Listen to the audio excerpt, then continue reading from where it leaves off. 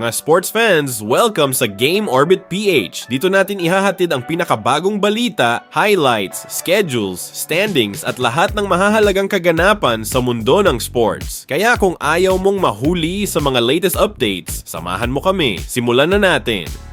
Isa na namang blockbuster matchup ang naghihintay sa mga PBA fans. Magtatapat ang NLEX Road Warriors at TNT Tropang 5G sa August 4, 2026. Isang laban na posibleng magpabago sa takbo ng Group A standings. Kasalukuyang isa ang NLEX sa pinakamalalakas na koponan sa grupo matapos ang kanilang napakagandang simula ngayong conference. Sa ilalim ng pamumuno ni Robert Bolick, Dequan Jones, Kevin Louie at Coach Joseph Wichico, ipinakita ng Road Warriors na kaya nilang talunin ang kahit sinong kalaban.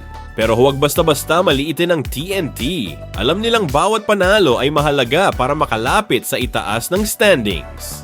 Asahan ang matinding laban mula kina Darius Days, RR Pogoy, Ray ng Batak at ng buong tropang 5G.